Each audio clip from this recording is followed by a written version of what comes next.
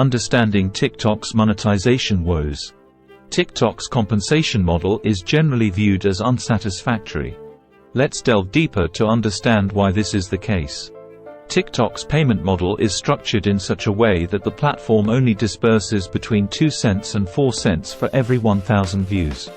This model results in creators earning quite minimal sums even when they amass an enormous number of views.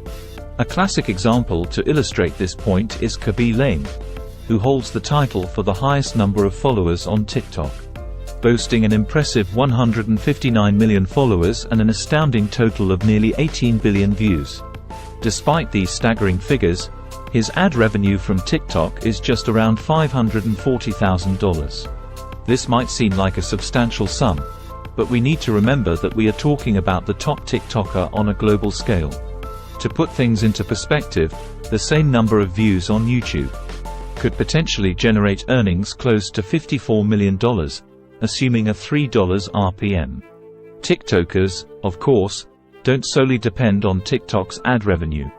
They also enter into brand collaborations, secure sponsorships, and engage in affiliate marketing to augment their income. But, even when factoring in these additional revenue sources, the earnings gap between TikTok and YouTube is strikingly wide, nearly 100-fold. This massive disparity isn't only impacting the creators. TikTok as a platform is also bearing the brunt, as it reported a staggering $7 billion loss in the previous year. Similar issues were faced by Vine about a decade ago, which eventually led to the platform's demise. The most popular Viners then had started transitioning their audience base to YouTube. In recent times, we are witnessing a similar trend with TikTokers as well. Notable names like Charli D'Amelio, Bella Poarch, Addison Rae, and Call Me Chris have begun to follow the same strategy. Several of these creators have already managed to earn significantly more from YouTube than from TikTok. For instance, Call Me Chris has made around $350,000 on TikTok, but her earnings from YouTube already run into the millions. This shift indicates a worrisome trend for TikTok, as creators are beginning to treat the platform as a mere stepping stone to launch their careers on YouTube or in the music industry. Meanwhile, TikTok continues to bleed billions in a bid to remain relevant.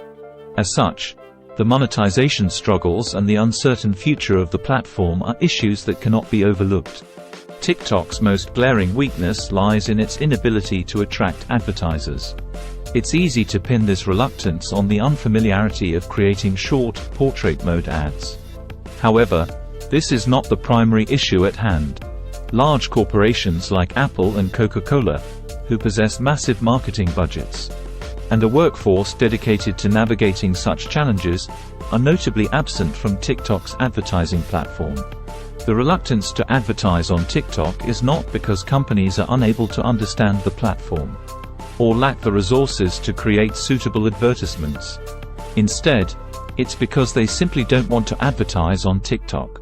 One of the reasons for this is the demographics of TikTok's user base. A significant 41% of TikTok users are aged between 16 and 24, which means a substantial portion of the audience does not have a high spending power. Compared to YouTube, which has a more evenly distributed user demographic, TikTok's audience appears less attractive to advertisers. Advertisers are also concerned about brand optics. TikTok is infamous for its edgy content, something many brands would rather not be associated with. Despite its global popularity, with it being the most visited domain in 2021, 80% of TikTok's revenue comes from China. Interestingly, the mainstream TikTok app we know is actually banned in China. Deeming the content on TikTok too vulgar, the Chinese government has a more sanitized version of the app called Douyin. Douyin focuses more on science, education, and history-related content and limits young users to 40 minutes per day. Douyin's audience is smaller than TikTok's, but it generates more ad revenue, because advertisers are more willing to be associated with its videos. Until TikTok finds a solution to its advertiser hesitation problem, it will continue to grapple with severe monetization issues, leading to more creators seeking greener pastures. The short-form content dilemma. The reluctance of advertisers to invest significantly in TikTok plays a significant role in the low payouts to creators. However, the fundamental nature of TikTok's short-form content also poses a significant challenge to the platform's monetization efforts. On TikTok, the average video lasts 36 to 42 seconds, resulting in each view translating to roughly 30 seconds of watch time. Contrast this with YouTube, where the average watch time is approximately 7 minutes per video. This implies that the average view on YouTube is equivalent to about 14 views on TikTok. Monetization is more closely tied to watch time than views. In terms of ad impressions, each YouTube view translates to about 18 times more ad impressions than TikTok. Thus, when comparing revenue from advertising, we should consider ad impressions rather than views.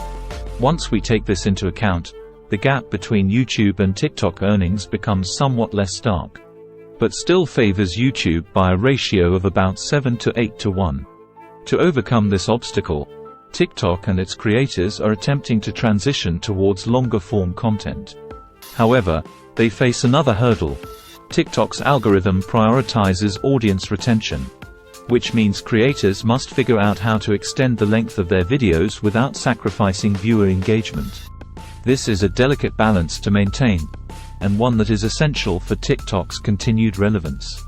A solution could lie in leveraging longer-form content and drawing inspiration from its Chinese counterpart, Douyin. Douyin has introduced a maximum video length of 15 minutes, compared to TikTok's 3-minute limit. Douyin's longer videos are monetized more like YouTube videos, with mid-roll ads that interrupt the content. This allows for more ad placements and subsequently higher earnings for creators. But the question is, will TikTok users accept such a significant change? The platform's appeal has been its bite-sized, easy-to-consume content. TikTok will have to delicately balance this evolution to retain its unique value proposition while increasing monetization. Also, it will have to work on changing the advertiser's perception about the platform's demographics and the kind of content it showcases. If TikTok manages to address these challenges effectively, it has the potential to create a profitable ecosystem for both creators and the platform. However, until these improvements are made, we can expect to see creators migrating to other platforms that offer better compensation for their content. The coming years will indeed be crucial in determining whether TikTok will cement its position in the social media landscape or follow the path of Vine. As it stands, TikTok's monetization struggles and the platform's uncertain future continue to be significant issues.